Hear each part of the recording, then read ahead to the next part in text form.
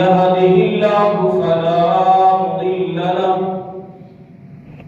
ومن يضلله فلا هادي له ونشهد أن لا إله إلا الله وحده لا شريك له ونشهد أن سيدنا وسندنا وحبيبنا وطبيب أعدائنا وملجأنا محمدا عبده ورسوله فقد قال الله تبارك وتعالى في القرآن المجيد والفرقان الحميد محمد رسول الله والذين معه أشداء على الكفار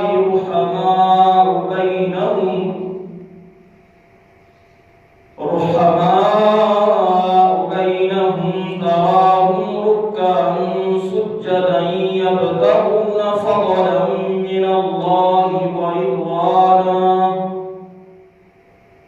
صدق الله مولانا العظيم وبلغنا رسوله النبي الكريم العميد الرؤوف الرحيم يا صاحب الجمال ويا سيد البشر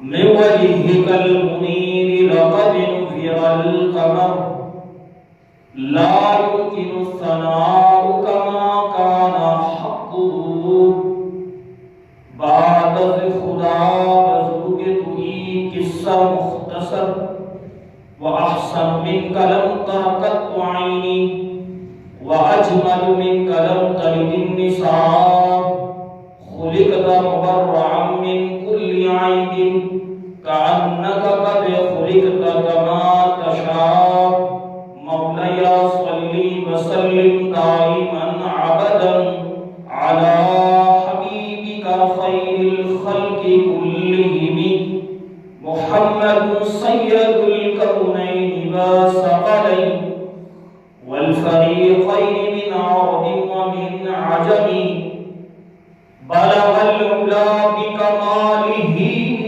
كشف الدجى بجماله حسنت جميع خصاله صلوا عليه وآله حمد الصلاة کے بعد معزز محترم محتشم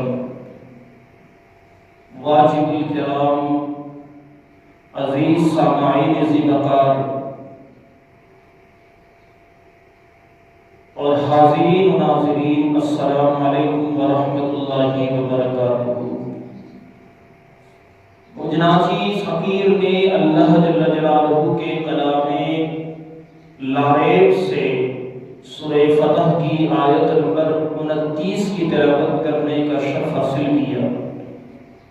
اللہ جل کریم سبحانہ ہے خالق کائنات مالک لم یزل تقوین کون مکان خلاق دو جہاں خالق انس و جان مالک کون مکان اپنے پیارے حبیب ربیب رؤوف الرحیم نبی مکرم کے صدقے طفیل میری زبان پر کلمہ حق جاری فرمائے اور ہم تمام احباب ذی وقار کو کلمہ حق کو سن کر اسے قبول کرنے اور اس پر عمل پیرا ہونے کی توفیق و رفیق عطا فرمائے۔ سامعین محترم،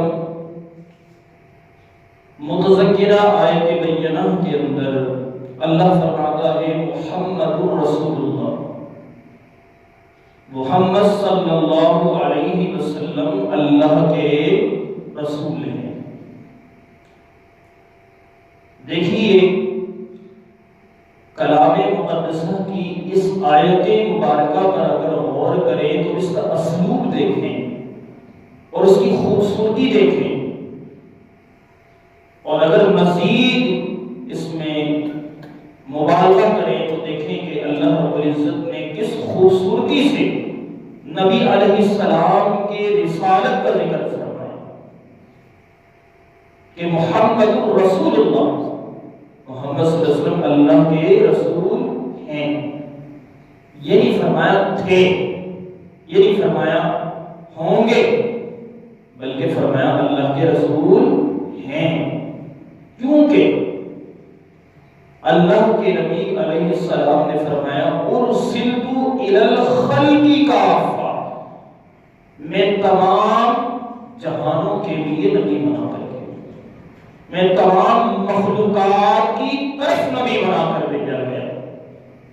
یہ میں نہیں کہہ رہا، اللہ کے نبی خود فرما رہے ہیں. ہر نبی کسی قوم کے لیے، کسی قبیلے کے لیے، کسی زمان کے لیے، کسی مقام کے لیے، کسی مخصوص ایک وقت معینہ کے لیے تشریف لائے. لیکن قربان جائیں، اللہ نے اپنے پیارے حبیب کو تمام زمانوں سے بالا تر ہو کر، تمام قیود سے بالا تر ہو کر، تمام قصبے، علاقے، قبیلے، قوم، رنگ و نسل سے بالا تر ہو کر اپنے نبی کو مبعوث کیے. گویا اللہ کے نبی تمام جہانوں کے لیے نبی ہیں. تو اب نبوت کا سلسلہ ختم ہے، لیکن نبی علیہ السلام کی نبوت برقرار ہے. رسالت کا سلسلہ ختم ہے، لیکن نبی علیہ السلام کی رسالت برقرار ہے. اب قیامت تک اگر کوئی یہ دعویٰ کرتا ہے کہ معاذ اللہ کہ وہ نبی ہے تو وہ جھوٹا ہے، مردود ہے، لعین ہے، کذاب ہے، وہ نبی نہیں ہو سکتا. ایک بات یہ بھی یاد رکھیے، ایک مسلمان ہونے کے ناطے یہ ہمارا بنیادی عقیدہ ہونا چاہیے. یہ ایمان کا ایک بنیادی جز ہے، بلکہ اس کو عین ایمان کہیں، عین ایمان کہیں. کیونکہ بندہ صرف لا الہ الا اللہ پڑھتا رہے اور اس کا اگلا حصہ نہ پڑھے تو بندہ مسلمان نہیں ہو سکتا. بنیاد ہی ہے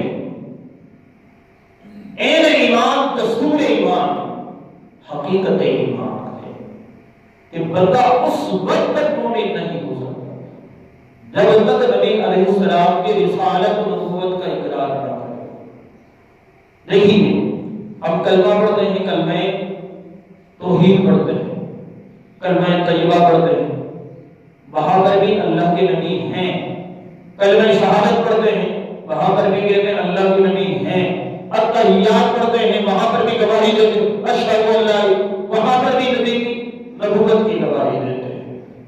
ٹھیک ہے، کوئی پتہ چلا کہ ہم سویرے سے شام تک نبی علیہ السلام کی رسالت کو تسلیم کرتے ہیں، اقرار کرتے ہیں، گواہی دیتے ہیں. تو اس لحاظ سے نبی علیہ السلام کی نبوت پر ایمان رکھنا کتنا بنیادی عمل ہے، کس قدر اہم ترین عمل ہے. اس کی وضاحت آپ کو کلمہ طیبہ سے ہی ملتی. تو بھیا فرمایا محمد رسول اللہ، محمد صلی اللہ علیہ وسلم اللہ کے رسول ہے. یہ ایک بنیادی عقیدہ ہو گیا ہے. اب اس سے یہ بات بھی واضح ہو گئی کہ قیامت تک جو بھی نبوت کا دعوے دار ہوگا وہ بے دین ہے، وہ بد مذہب ہے اور جھوٹا کذاب ہے. اور ایک بنیادی اہم ترین عقیدے کا ایک حصہ یہ بھی جان لیجیے کہ تمام علماء ذی وقار کا متفقہ فیصلہ ہے، وہ یہ کہ اگر کوئی نبوت کا دعوے دار ہو، کہے کہ میں نبی ہوں اللہ، اور کوئی اس سے یہ کہے کہ بتا تیرے پاس کیا دلیل ہے، تو سمجھ لیجیے یہ نبوت پر جو دلیل مانگ رہا ہے یہ بھی دار اسلام سے خارج ہے، یہ بھی دار اسلام سے خارج خارج ہو گیا۔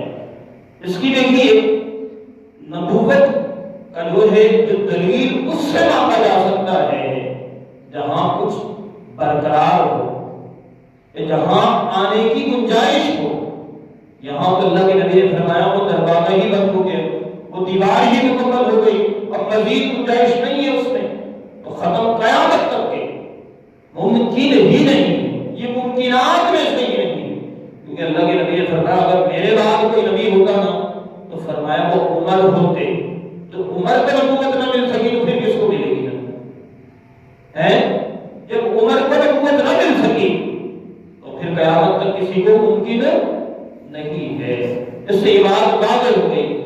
اگر یہ کوئی یہ کہے کہ جناب نبی تو پھر بھی آئے، حضرت عیسیٰ علیہ السلام آئیں گے، جناب وہ بھی تو نبی ہیں، اب نبی تو آ رہے ہیں، تو اس کا جواب یہ ہے وہ نبی ہیں، وہ نبی تھے، اب بھی نبی ہیں، کوئی نیا نبی تو نہیں آیا۔ 1,24,000 کم دیش کی جو تعداد ہے ان میں وہ بھی سارے فہرست ہے، کوئی دوسرا اس تعداد میں کوئی اضافہ تو نہیں ہوا، نبی وہی ہے۔ اب کوئی بدبختی کرے تو بات الگ ہے، لیکن ہے وہی تعداد۔ تو کہنے کا مطلب یہ ہے کہ کوئی جھوٹا نبوت کا دعوے دار ہو اس سے دلیل نہیں مانگتی، اور اگر مانگنے والا ہوگا تو بھی دار اسلام سے خارج ہو جائے گا۔ اب ہماری بڑی بدبختی یہ ہوتی ہے کہ جناب ہم جب ہمارے اس معاشرے کے اندر کچھ ایسے لوگ بھی ہیں جو دین فروش ہیں اور جانے انجانے کے اندر وہ ایسی چیزوں کو فروغ دیتے ہیں جس سے معاذ اللہ دوسروں کو موقع مل جاتا ہے، اور پھر وہ ایسے امت کے اندر انتشار پیدا کرتے ہیں جو گمراہی پھیلانے کے لیے کافی ہے۔ کہتے ہیں آگ جلانے کے لیے تنکا لے لیں، اس کو جلانے کافی ہے، ضروری نہیں ہے کہ آپ آگ بھڑکانے کے لیے سارا انتظام کر دیں، آپ ایک تنکا جلا دیں کافی ہے اس کے لیے۔ آپ پھر تماشا دیکھیں، یہ امت کے بغیر فسادات میں یہ وہی عنصر ہے، یہ وہی عناصر ہوتے ہیں جو امت کو تباہی کی طرف دھکیل دیتے ہیں۔ اب معاذ اللہ کچھ لوگ ایسے ہیں جو کہتے ہیں معاذ اللہ جھوٹ بول سکتا ہے، اللہ جھوٹ بول سکتا ہے۔ جب نبی کی رسالت تو الگ چیز ہے، جب انہوں نے رب تعالیٰ کی ربوبیت کو نہ چھوڑا تو نبی کی رسالت کو کر چھوڑی، تو معاذ اللہ کہتے ہیں اللہ جھوٹ بول سکتا ہے۔ وہ کیسے؟ وہ کہتے ہیں بھائی اللہ تعالیٰ کہتے ہیں اللہ علیم بذات الصدور بھی ہے، اور اللہ یہ بھی فرماتا ہے وہ علی کل شیء قدیر بھی ہے، اللہ ہر چیز پر قادر ہے۔ تو لہٰذا جب اللہ ہر چیز پر قادر ہے تو لازم آئے گا معاذ اللہ جھوٹ بھی بول سکتا ہے۔ اللہ تبارک و تعالیٰ فرماتا ہے اللہ جھوٹوں پر لعنت بھیج رہا ہے، لعنت اللہ علی الکاذبین، اللہ جھوٹوں پر لعنت بھیج رہا ہے۔ جب وہ جھوٹوں پر لعنت بھیجتا ہے تو اپنے لیے جھوٹ کا شبہ کیسے پسند فرمائے۔ تو کہنے کا مطلب یہ ہے کہ اللہ کی ذات اور جو صفات ہے اس کو آپ یوں سمجھ سکتے ہیں، نہ وہ عین ہے نہ غیر ہے، نہ عین ہے نہ غیر ہے۔ دیکھیں کوئی صفت ہے جو بندے کے عین میں سے ہے، اب مثلا آپ یہ کہیں زید نے سچ بولا، زید نے سچ بولا، تو اس سے یہ لازم آئے گا زید نے سچ تو بولا ہے لیکن اس کا بھی احتمال ہے کہ زید جھوٹ بھی بول سکتا ہے۔ بھائی ابھی سچ بولا ہے نا، ہو سکتا ہے کہ جھوٹ بول دے، زید نے یہ کام کیا، اب اس کا یہ احتمال یعنی پوزیٹو کے ساتھ نیگیٹو کا آنا ضروری ہے۔ اب یہ کہیں کہ معاذ اللہ قادر ہے، قدیر ہے، قدرت والا ہے، اس سے بھی معاذ اللہ یہ بھی لازم آئے گا اللہ قادر بھی نہیں ہو سکتا، اللہ علیم ہے، سننے والا ہے، یہ بھی لازم آئے گا اللہ سن بھی نہیں سکتا، اللہ جو ہے نا جناب اللہ جو ہے بصیر ہے، دیکھنے والا ہے، یہ بھی لازم آئے گا اللہ نہیں دے سکتا۔ تو یہ پوزیٹو کے ساتھ نیگیٹو کا آنا یہ عمومی بات ہے، آپ اس چیز سے مقرر نہیں سکتے۔ تو اس وجہ سے لازم یہ ہے کہ اللہ کی جو صفات ہے وہ عین نہیں ہے، وہ عین نہیں ہے اور نہ ہی غیر ہے، نہ ہی غیر ہے۔ اللہ کی صفات نہ ہی غیر ہے اور نہ ہی عین ہے۔ جس طرح بندوں کے پاس ہے صفات، وہ ویسے صفات نہیں ہے۔ اللہ قدیم ہے اور اس کی صفات بھی قدیم ہے۔ اللہ قدیم ہے، اس کی صفات بھی قدیم ہے۔ اللہ ہمیشہ سے ہے، اس کی صفات بھی ہمیشہ رہے گی۔ دنیا میں بھی قدیم ہے اور روز محشر بھی قدیم ہے اور ہر آن قدیم ہے۔ لیکن بندے کے اندر تو یہ چیز نہیں ہے نا۔ بندے کے بعد کی صفات ہے نا، وہ حادث ہے، وہ حادث ہے۔ یعنی ابھی آپ علیم ہیں، تھوڑی دیر بعد ہو سکتا ہے آپ جاننے والا نہ ہو۔ آپ اس وقت کام کر رہے ہیں، تھوڑی دیر ممکن ہے آپ نہ کرے گا۔ مثلاً دیکھیں، ایک بندہ یہ کہ میں زندہ ہوں، موت آئے گی تو پھر کیا ہو؟ مر جائیں گے، صفت تبدیل ہو گئی۔ اب مثال کے طور پہ اب ہماری جو صفتیں ہیں نا وہ بدلتی رہتی ہیں، ہماری صفتیں وہ بدلتی رہتی ہیں۔ کھایا، کھانے کے بعد کھانا چھوڑ دیا، وہ صفت ختم ہو گئی، ٹھیک ہے۔ سنا، سننے کے بعد وہ صفت ختم ہو گئی، دیکھا، دیکھنے کے بعد وہ صفت ختم ہو گئی۔ لیکن اللہ کی صفت ہمیشہ ہے، ہمیشہ رہنے والی صفت۔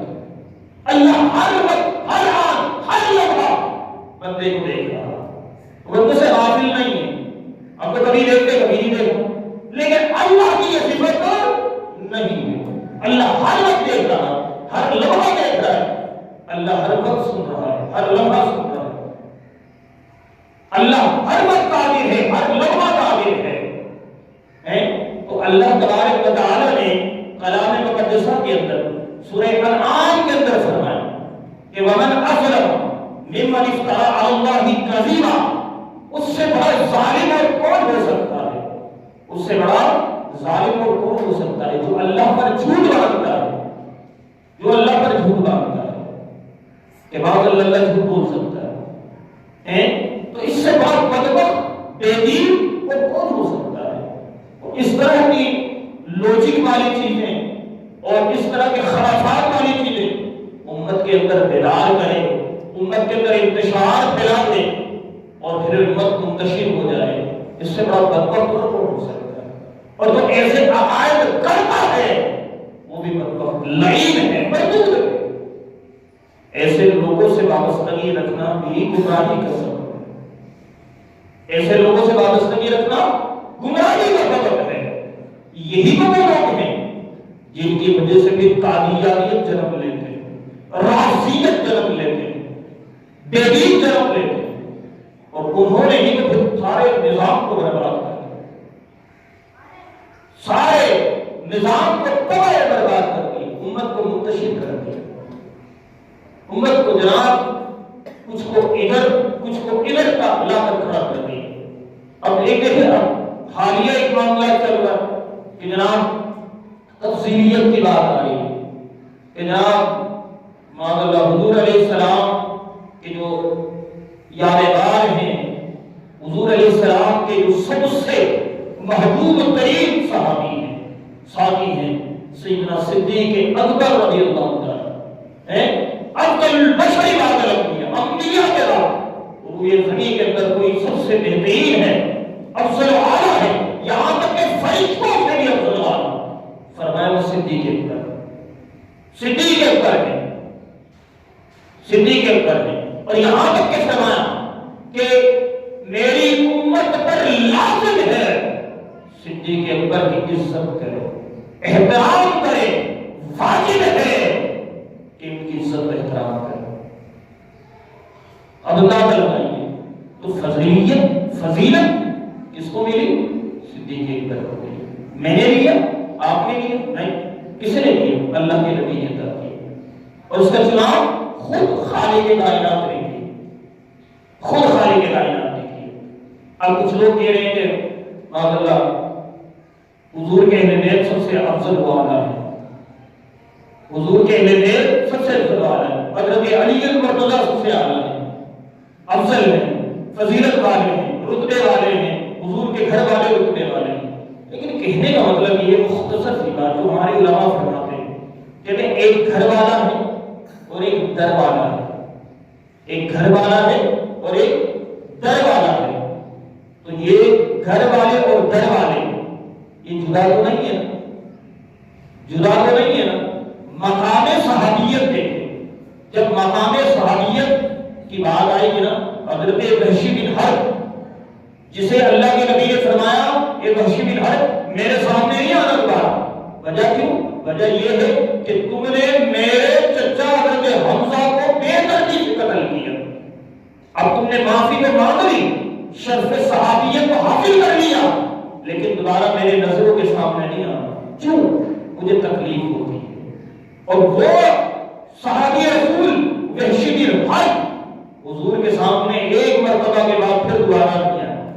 فرمایا کہ وہ جب کسی گھوڑے پر بیٹھے اور وہ گھوڑا جو ہے اس گھوڑے سے جو دھول مٹی لگے، کہا وہ دھول مٹی تمام اولیاء ابدال غوث قطب سے افضل کو آگا، کوئی نہیں پہنچ سکتا اس دھول مٹی کا. کہا شرف صحابیت کے اندر سب سے افضل کو آنا صدیق اکبر. کیوں؟ وجہ یہ ہے سب سے پہلے ایمان کون لے آئے؟ صدیق اکبر لائے. سب سے ایمان پہلے کون لائے؟ صدیق اکبر لے کر آئے. اور صدیق اکبر ہی وہ شخصیت ہے جن کو حضور علیہ السلام کی قربت خاص تھی ہر جگہ ہر مقام کے اندر. اور صرف صحابیت کیسے ملتی؟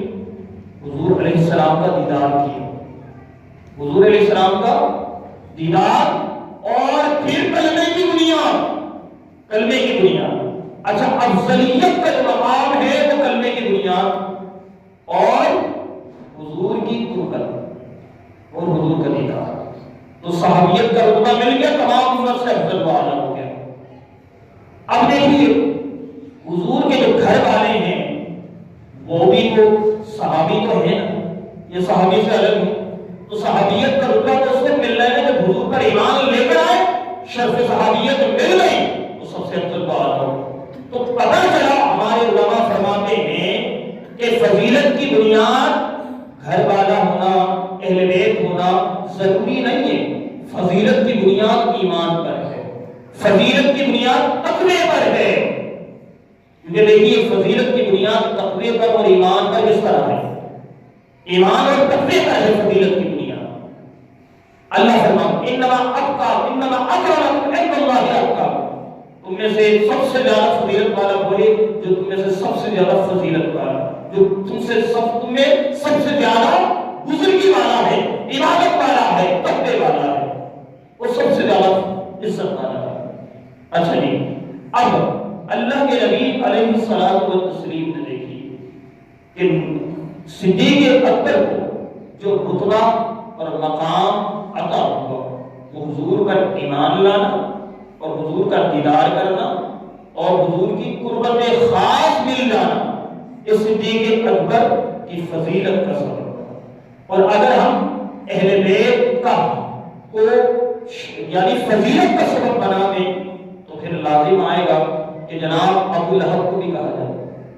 ابو لہب وہ تھا جو حضور کے چچا تھے نا، رشتے قریش قبیلے سے تھے، عرب معاشرے سے، اور حضور کے گھر سے ہی تھا، لیکن اس نے حضور کو تکلیف دی، حضور کو اذیت دی اور اسلام دشمنی پر اتر آیا. اور اللہ تعالیٰ نے اس کی مذمت پر پوری سورت کا نزول فرمایا. سورہ لہب میں تبت یدا ابی لہب، تیرے دونوں ہاتھ ٹوٹ جائے ابو لہب، تو نے میرے نبی کے اوپر تان و تشریح کی. تو دیکھ لی کتنی مذمت پر. تو ضروری آئے گا کہ فضیلت کی بنیاد گھر والا ہونا ضروری نہیں ہے. فضیلت کی بنیاد جو ہے تقویٰ اور ایمان ہے. ایمان سب سے پہلے، ایمان سب سے پہلے ہے. اگر ایمان ہی نہیں تو عبادت کہاں ہے؟ اگر ایمان ہی نہ رہا تو جناب پھر فضیلت کیسے ملے، پھر آخرت کیسے ملے اور رتبے کیسے ملے؟ کچھ بھی نہیں ملے. تو پھر وہ یہ ماننا پڑے گا. لیکن بات سے مختصر یہ کہ یہ دونوں قابل احترام بھی قابل احترام ہے، لیکن گھر والوں کا رتبہ گھر والا ہونے کے سبب زیادہ فضیلت پاتا ہے۔ وہ اس اعتبار سے کہ ان کو حضور کی قربت خاص کی ہے، حضور کے گھر والے ہیں، تعظیم اور رتبے کے اعتبار سے اعلیٰ مرتبے والے ہیں، تعظیم اور رتبے کے اعتبار سے۔ لیکن جہاں تک بات فضیلت کی آتی ہے، فضیلت میں صدیق اکبر سے بڑا کوئی نہیں، صدیق اکبر سے بڑھ کر کوئی نہیں ہے۔ تو وہی آپ اس بات کو سمجھنا ضروری ہے، اور اللہ رب العزت کلام مقدسہ کے اندر بھی یہ فرماتا ہے کہ فاسألوا اہل الذکر ان کنتم لا تعلمون، کہ تم اہل علم سے سوال کرو اگر تم اس معاملات کے اندر لا علمی کا شکار ہو۔ دین کے معاملات کے اندر، عقائد کے معاملات کے اندر، مسائل کے معاملات کے اندر جب لا علمی کا شکار ہو تو تبصرے نہیں کرنے چاہیے۔ اور جناب آج تو یہی ہے کہ ہر کوئی فیس بک کا مفتی بنا پڑا ہے، ہر کوئی واٹس ایپ کا مفتی بنا پڑا ہے، سوشل میڈیا کا مفتی بنا پڑا ہے، ہر کوئی اپنے اپنے مسائل سے، اپنے اپنے کم علمی کے اعتبار سے وہ تصرف بھی کر رہے ہیں، تبصرے بھی کر رہے ہیں، اور جناب اس پر جو ہے نا پھر جاہلانہ دلائل کے اخبار بھی کھڑے کر رہے ہیں کہ اس نے یہ کہا تھا، اس نے یہ کہا تھا، فلاں نے یہ کہا تھا، بس وہ تبصرے ہی کر رہے ہیں، دلائل پر کوئی گفتگو نہیں ہوتی۔ تو ایسی چیزیں گمراہی کا سبب ہے، اور یہ اغیار کو ایسی راہ فراہم کرتا ہے جس سے یہ مسلمانوں پر مسلط ہو جائے اور ان کو منتشر کر دے اور ان کے ایمانوں کے اندر بگاڑ پیدا کرے۔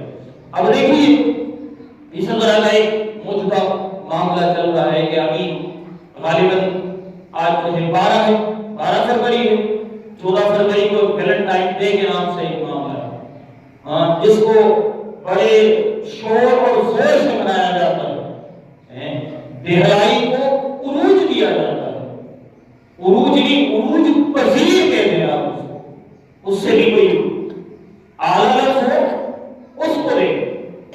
حضور علیہ السلام نے فرمایا الحیاء شعبۃ من الایمان، حیا ایمان کا ایک بنیادی جزو ہے، جس کے اندر حیا نہیں اس کے اندر ایمان نہیں۔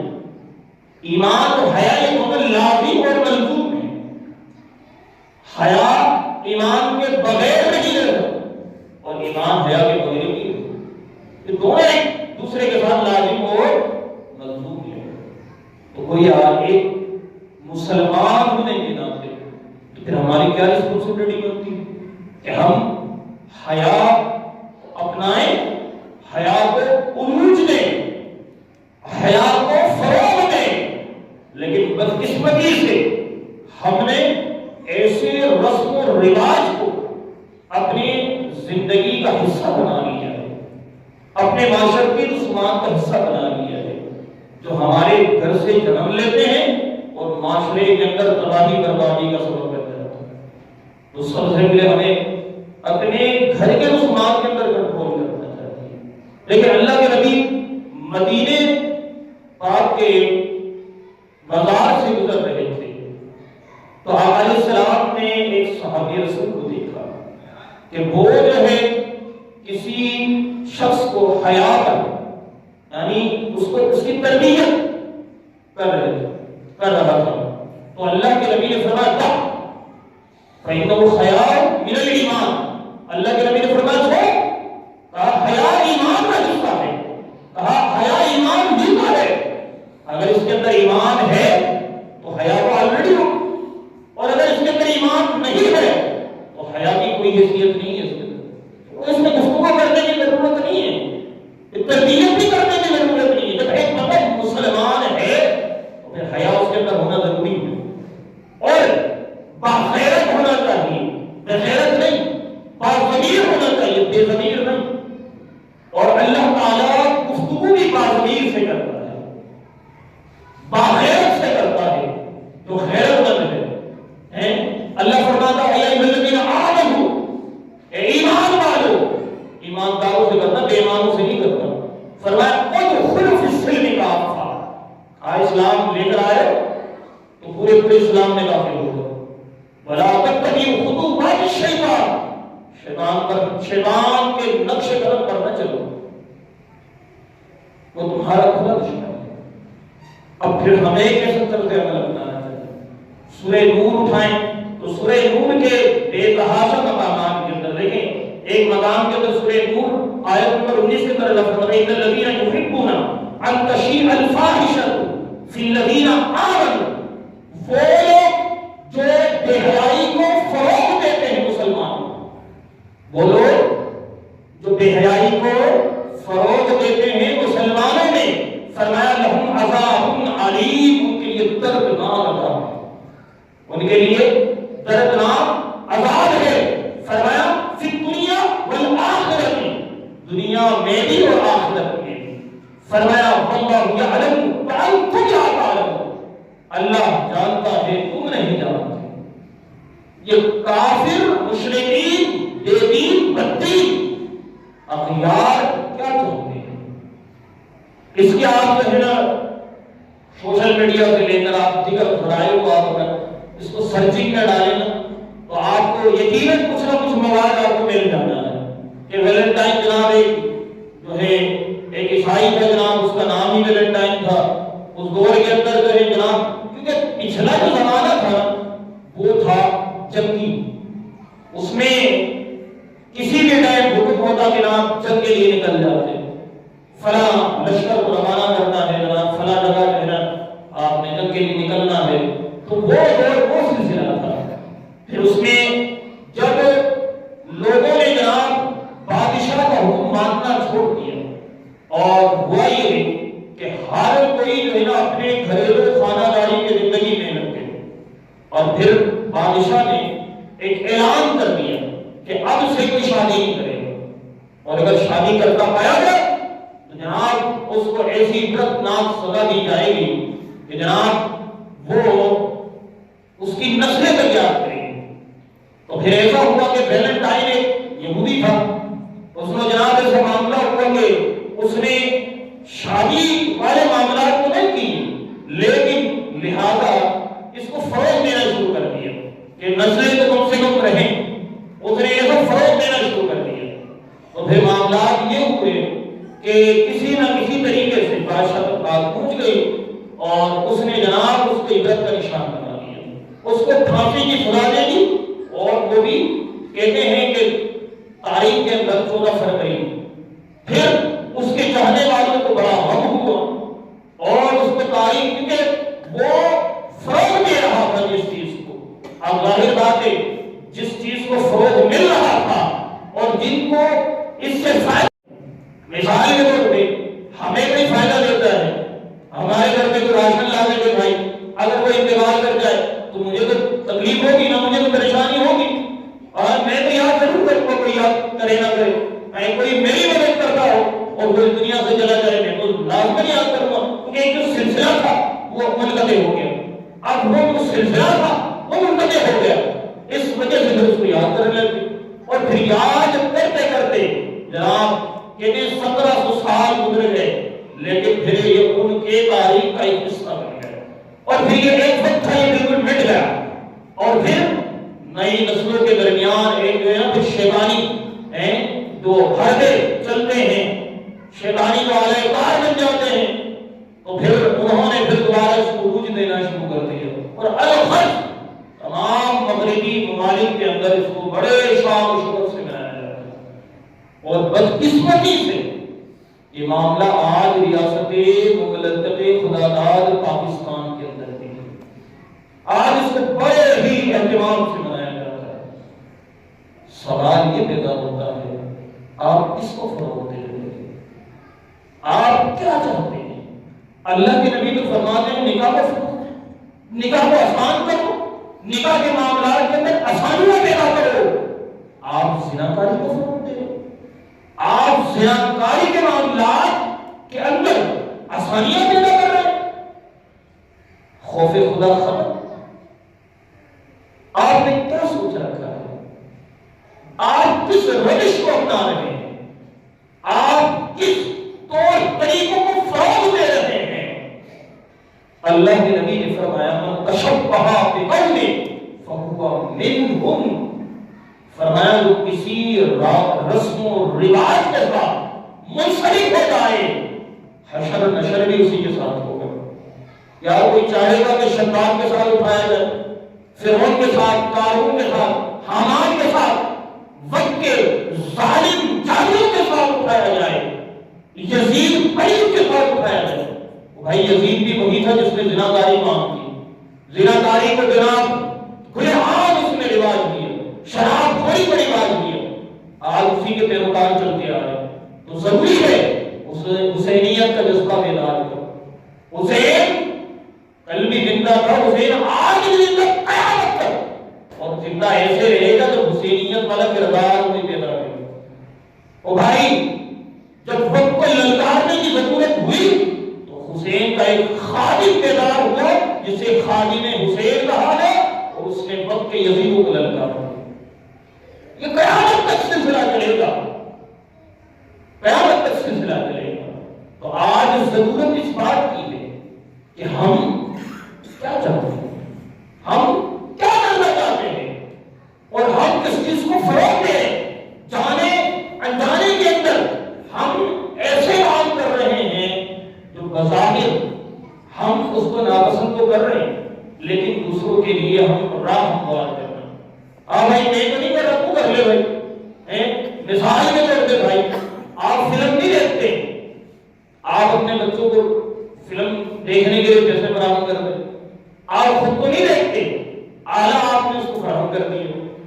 آپ خود کو برائی نہیں کرتے، لیکن آپ نے اس کے لیے راہ ہموار کر دیا، تو بھائی اس گناہ کے اندر آپ شریک نہیں۔ آج یہی تو معاملہ ہے، لوگ یہ کہتے ہیں کہ جناب ہم نے معاشرے کے دکھ درد کو بڑا محسوس کیا، ہم معاشرے کے دکھ درد کے بڑے جناب ہم دکھ درد کے اندر شریک ہیں، محسوس بھی کرتے ہیں، ان کے ساتھ شانہ بشانہ ہمدردی کے اندر کھڑے ہیں، لیکن حال یہ ہوتا ہے جب اپنے اوپر پڑتی ہے نا پھر پتہ چلتا ہے کیا کرتے ہیں لوگ۔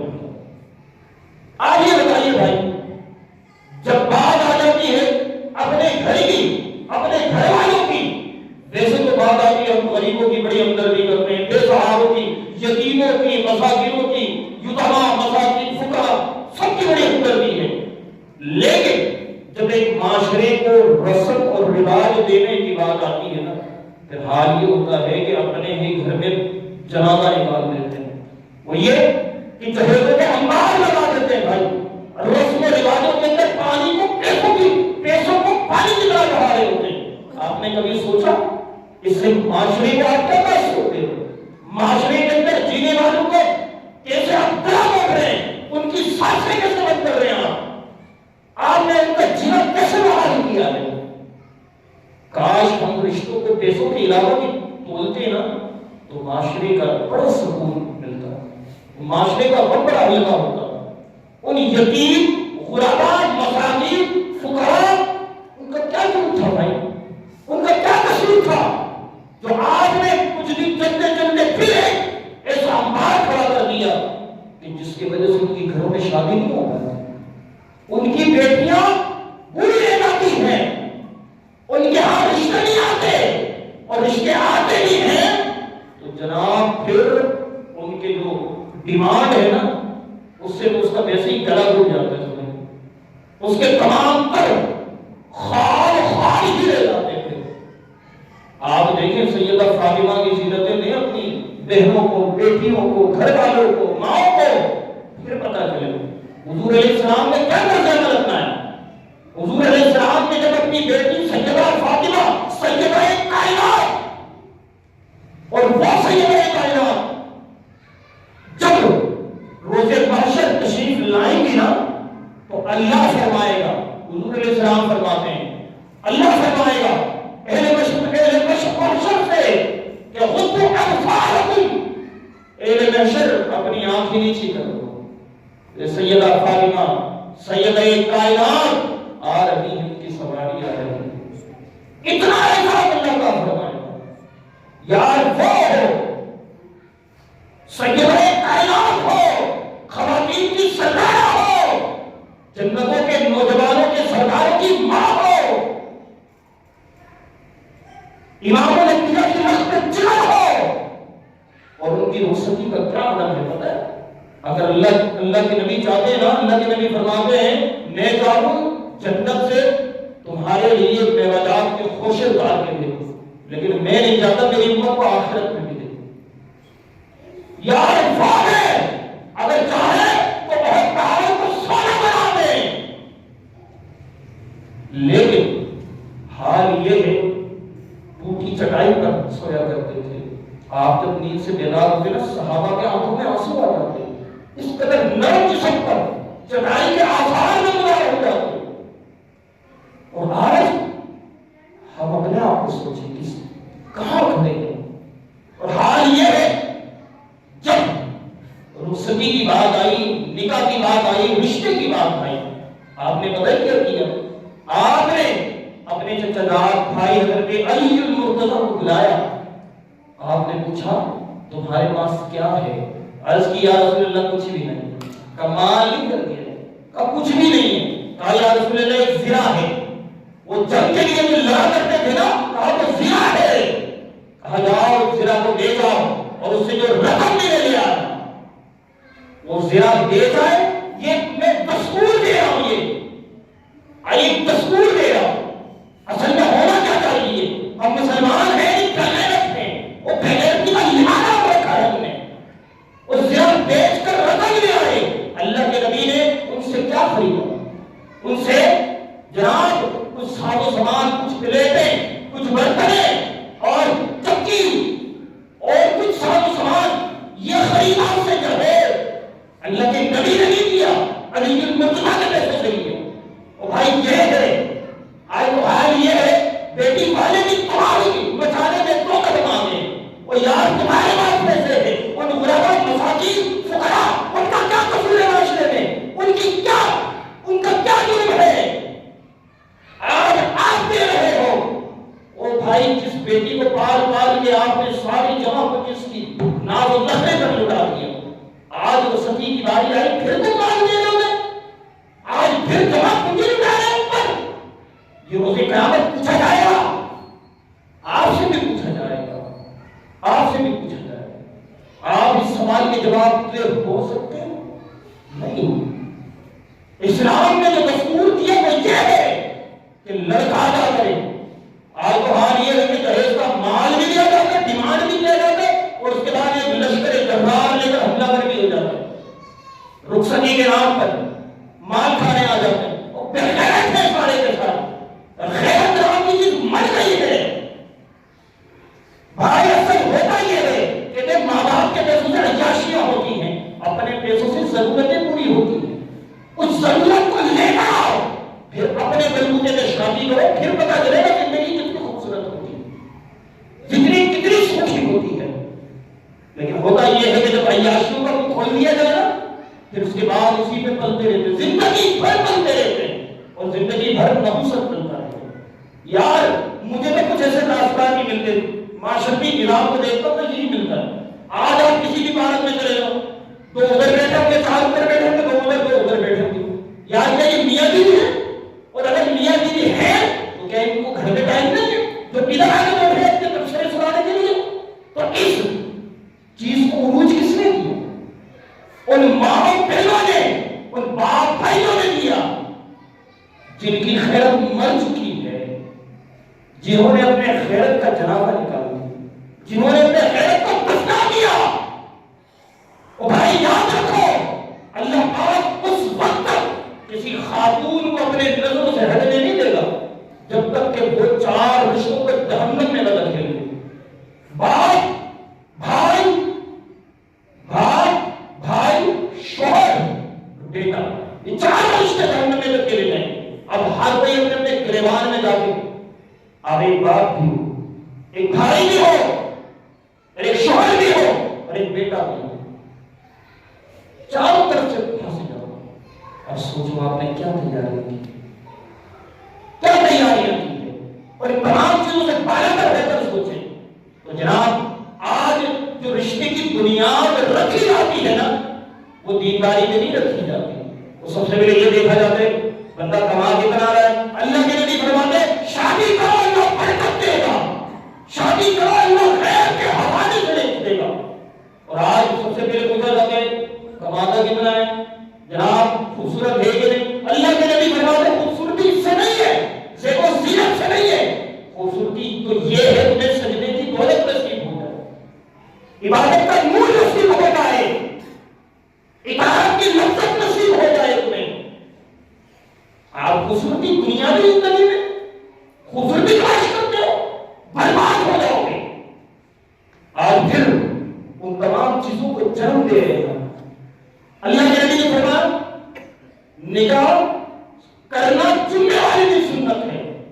کیا کر رہے ہیں؟ اللہ کے نبی نے فرمایا نکاح مسجدوں میں گئے، ہم کیا کر رہے ہیں بھائی؟ اس کے بعد آپ کو حال یہ پھر میرے ذہن میں بات آ جاتی ہے، ایک ایکٹر عامر خان والے پر اس نے جناب ایک ذلیل اعظم کہیں گے ہم اس سے دعا کرنے کے لیے کہا کہ میری فلم ہٹ ہو جائے، آپ دعا کریں۔ اس بزرگ آدمی نے دعا بھی کر دی، اور آج یہی حالت ہے جناب، ادھر مولوی صاحب کو بٹھا دیتے ہیں، ہاں بھائی آواز کم کر دو، ہاں اللہ کا نام لیا جا رہا ہے، نام لیا گیا اس کے بعد پھر شیطان نے کھول دی۔ او بھائی کیا چاہتے ہو؟ کیا چاہتے ہو؟ زندگی اچھی گزرے جس کی ابتدا برائی سے ہو، جس کی انتہا برائی سے ہو، وہاں اللہ اور اس کے رسول کے نام لینے کا کیا مطلب ہے؟ اور بات یاد رکھیے گا کہ جو بندہ اس نیت سے، اس طرز عمل سے اللہ کا نام لیتا ہے کہ برائی کو فروغ میرے مقابلے اسلام نے خالی ہے۔ مثلا بندہ سب سے پہلے تلاوت قرآن چلائے، اس کے بعد ناچ گانا چلا دے، سارے کے سارے بدین بے دین دائرے اسلام کے خارج ہیں، دائرے اسلام کے خارج ہے۔ اور آج یہی تو ہو رہا ہے، یہاں سے تلاوت قرآن پاک شروع، اس کے بعد پھر ناچ گانے کے محفلیں شروع، اور اس کے بعد مستقی کا معاملہ شروع۔ تو بھائی کیا چاہتے ہو؟ آپ نے تو برائی اچھائی سب کو ملا دیا، اور یہی تو ہماری بربادی کی وجہ ہے۔ ہماری نسلیں خراب ہوتی ہیں، ہمارے معاشرہ برباد ہوئے، ہماری تہذیبیں برباد ہو گئی، ہماری افراد کی محنتیں ضائع ہو گئی۔ اس کی وجوہات کیا ہے؟ ان تمام کی وجوہات ہم ہیں، خود کو سوچیں۔ بس ایک بات یہی کرنا ہے کہ مرنا ایک دن ہے، کچھ بھی کر لو، جانا ایک دن ضرور ہے۔ اور لیکن اللہ کے نبی نے یہی فرمایا قبر کی منزل آخرت کی منزلوں میں سے پہلی منزل ہے، جو اس میں کامیاب ہو اس کی ساری منزلیں کا، جس میں برباد ہو سب کچھ برباد ہو گیا۔ آپ کے رشتہ دار، اعزاء، اقربا، معاشرے والے کوئی کام نہیں آئے گا بھائی، سب چھوڑ کے چلے گئے۔ آج دنیا میں یہ سوچتے وہ کیا کہے گا، یہ کیا کہے گا، وہ کیا سوچیں گے، دنیا والے کیا سوچیں گے، رشتہ دار کیا سوچیں گے، خاندان والے کیا سوچیں گے، ان کی سوچ جائے گی، سوچ جائے گی وہ آپ کی جائے گی، اور وہی بربادی ہے یا پھر آپ کے لیے آزادی کا سبب ہے۔ اللہ پاک سے دعا ہے اللہ پاک سے عمل کی توفیق عطا فرمائے۔